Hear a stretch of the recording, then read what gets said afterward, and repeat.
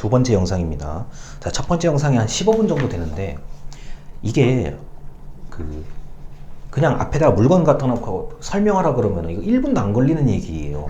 그런데 갑자기 가슴이 답답해지는 이 존재론, 지향성, 인간의 의도나 의미에 관련된 얘기를 지금 하는 거기 때문에 다 참 답답할 겁니다. 듣는 여러분들로요. 자, 그래서 계속 이어서 좀 눈에 보이지 않는 거에 대한 연구라는 걸 좀 기억하시면서 제 강의를 들으셔야 돼요. 122쪽에 맨 아래줄이요. 그러면 거기 이제 뭐 갑자기 제도 발생의 핵심 원리 뭐 이런 얘기들 나오잖아요. 저는 이거를 이렇게 생각을 해요. 뭔가를 만들어내는 원리를 이제 설명을 드릴 건데, 자, 법이나 제도나 정책을 만드는 인간의 머릿속에 있는 원리예요. 근데 인간의 머릿속에 있는 거기 때문에 아직은 드러나지 않는 겁니다. 자, 그러다 보니까 이게 난감해요. 조금 듣기가 난감할 수 있어요.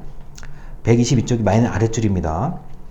자, 사람 철학자 이름은 몰라도 돼요.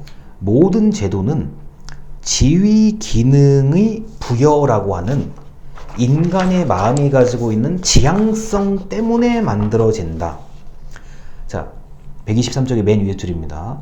자, 이 설이라는 이 철학자가 강조하고 있는 것은 지위 기능은 우리가 부여한다는 점이다 라는 거예요. 자, 저는 이렇게 이제 한 줄로 딱 설명할게 이거요. 자, 이제 애기가 태어났어요. 우리 저 태아가 이제 딱 세상에 첫 이제 빛을 봤어요. 보통 일반적으로 이제 엄마 아빠가 뭐라고 합니까? 우리 애기를 뭐뭐라고 불러야지. 자, 그리고 요새는 이제 태어나기 전에는 이제 보통 이제 뱃속에 있을 때는 태명이라고 하잖아요.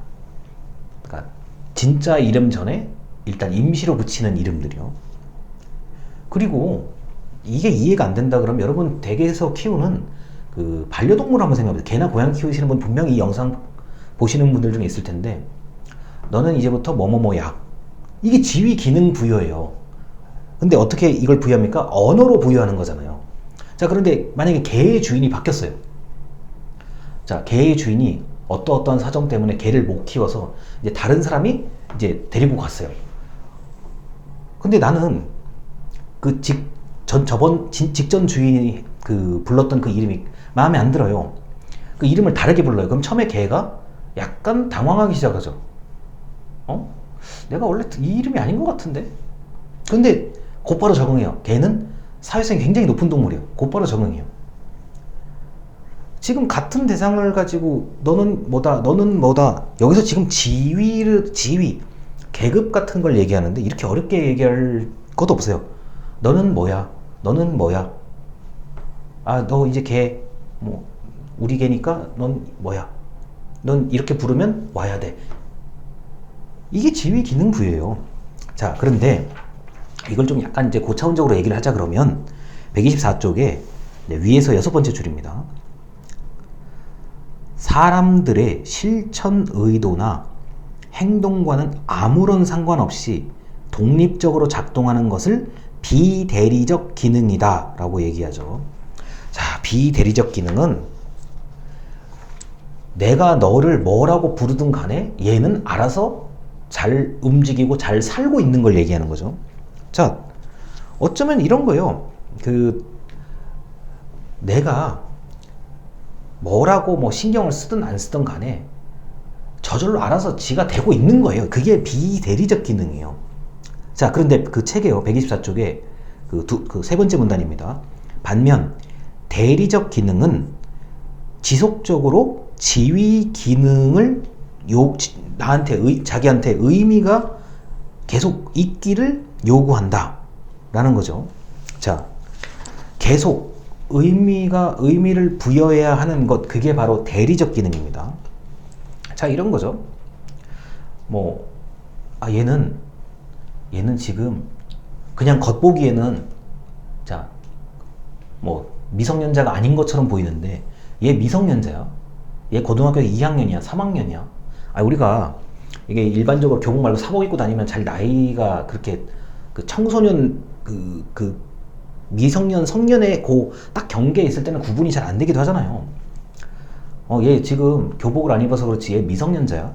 미성년자야? 미성년자야? 계속 의미를 부여하는 거예요. 그리고 또 어떤 거예요?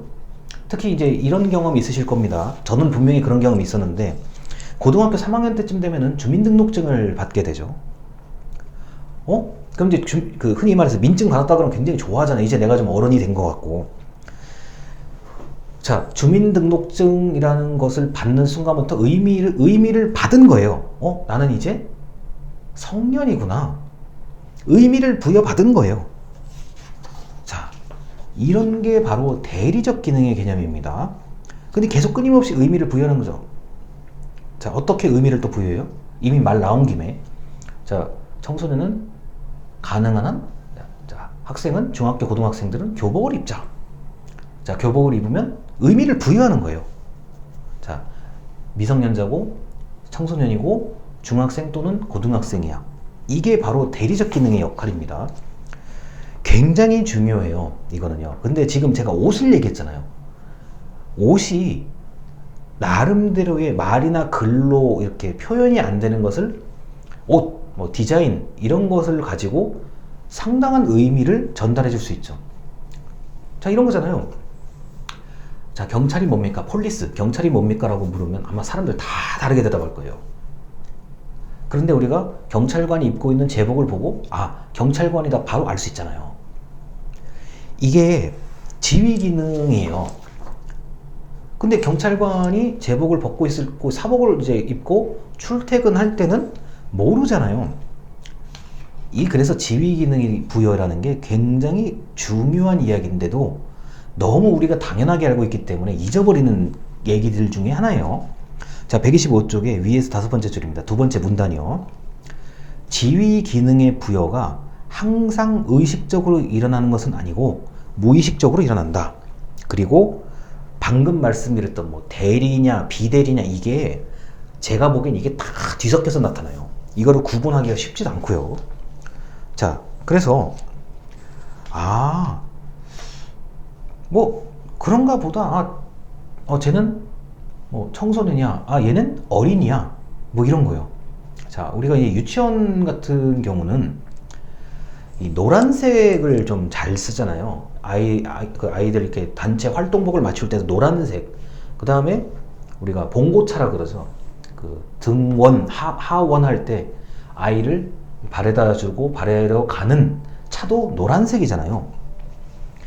노란색으로 도색을 하게끔 되어 있어요. 현재 우리나라 법에는요. 그런데 자, 그게 아니더라. 법이 굳이 규정을 안 하더라도 노란색? 어린이가 탔겠구나. 어린이가 타는 통학 차량이겠구나. 느껴요. 이거는 우리나라뿐만 아니라 다른 나라도 똑같아요. 굉장히 독특해요. 이런 거 보면요. 자, 쟤네들이 노란색 계열의 옷을 맞춰 입고 가는 거 보니까 유치원생이구나. 대번 나와요. 이거는요. 이게 지휘 기능을 부여하는 거거든요. 근데 좀 어려워요. 왜냐? 지금 제가 말하는 것 자체가 뭐 대리 기능, 뭐 비대리 기능 이게 다 뒤섞여서 얘기하는 거거든요. 그만큼 복잡합니다. 왜 복잡하냐? 머릿속에 있는 걸 얘기하기 때문에 복잡한 거예요. 드러나지 않는 걸 얘기하는 거거든요. 자, 넘어갑니다. 이런 거요. 126쪽에 아래에서 5번째 줄입니다. 굉장히 재밌는 얘기가 나옵니다. 세상이 달라지는 것이 나의 생각과 세상의 일치를 이루는 방법이다. 자, 이거는 무슨 말이냐면요. 내가 정말 정말 좋은 곳에 취업되기를 바래요. 나의 소망과 바람을 진짜 이루었으면 좋겠다는 거죠. 또는 실제로 내가 취업이 되고 이렇게 되질 않았는데도 불구하고 이미 내 머릿속에서는 내가 취업되면 뭐도 사고 돈도 벌고 뭐도 하고 하겠지? 이미 머릿속에 본인의 의도나 생각은 취업된 사람처럼 이제 생각한다는 거예요. 자, 그래서 바로 직전 영상에 지향성 얘기를 했는데 내가 어떤 것을 바라는 건 나의 의도예요. 내가 지금 아직 취업은 안 됐지만 그래, 취업이 되면 어떻게 할 거야. 지금 분명히 취업이 안 됐는데 취업이 된 것처럼 생각을 한다고요. 그렇게 착각할 수도 있죠. 그만큼 지향성이 강한 거예요. 내가 어떤 것을 바라는 성향이 굉장히 강한 거란 뜻이죠. 자, 그리고 127쪽의 맨 아래줄입니다. 집단 지향성이란 사회 구성원이 공통적으로 특정 대상에게 어떤 지위나 기능을 부여하는 것이다. 자, 128쪽 맨 위에 줄입니다. 상대가 협력하면 나도 협력할 마음을 의미한다. 자, 그리고 128쪽의 중간에 이런 게 있습니다. 거기 숫자로 2003이라고 쓰여져 있는 부분이요. 집단 지향성이란 상대가 자신의 역할을 성실히 수행할 것을 서로 믿고 기업은 기업의 역할에 충실하고 근로자는 근로자의 역할에 성실히 수행하는 것을 말한다. 자, 이렇게 얘기하는데요. 지금 이 6번입니다. 지금 그 직전 영상과 방금까지는 지향성 얘기를 했어요. 그건 나 개인의 지향성이에요. 근데 지금부터 말씀드릴 건 집단 지향성. 나와 너와 우리가 뭔가를 바래요. 우리의 바람이에요. 우리의 소망, 우리의 의도, 우리의 생각. 나도 그렇게 생각해. 너도 그러니? 나도 맞아. 우리가 생각이 같았네? 의도가 같았네? 의미가 같았네? 자, 대표적인 사례가 바로 신뢰예요. 믿는 거. 나는 이렇게 하면 쟤는 저렇게 하겠지. 알아서 잘 하겠지. 내가 굳이 지금 이곳에 없더라도 그 사람이 알아서 잘 하겠지. 우리 아르바이트 하시는 분들 많을 거 아니에요. 지금 사장님이 안 계셔도 내가 현재 이 가게를 잘 내가 할 수 있잖아. 그리고 사장님도 날 그렇게 믿을 거고, 나도 나름대로 사장님에 대해서 이렇게 하면 급여, 일당을 받겠지. 믿음이잖아요. 거래. 대표적인 집단 지향성의 사례는 바로 계약과 거래입니다. 자, 뭐를 주면은 나한테 뭐를 주겠지. 우리 요새 물물 교환 같은 것도 가끔 하잖아요. 자, 그 다음에 이게 원래 10만원짜리인데 갑자기 딱 보니 이게 8만원까지 내려갔어. 갑자기 싸게 나왔어, 상품이. 그래? 긴가민가한데 일단 믿고 보자. 자, 원래 10만원짜리인데 나 5만원에 샀다. 서로 계약을 한 거잖아요. 구매 계약이잖아요. 자, 이게 대표적인 거예요. 집단 지향성. 나와 너와 우리가 똑같은 의도를 가지고 있다. 나는 이걸 팔고 싶어. 근데 상대는 이걸 사겠대. 바라는 바가 같은 거예요. 결국에는 표현은 다르고 주느냐 받느냐의 차이지 바라는 바가 같다는 걸 얘기하고 싶은 겁니다. 그래서 집단 지향성은 이 정도까지 설명하면 크게 어렵지 않게 이해하실 거라고 봅니다. 자, 여기까지 들어주셔서 감사합니다.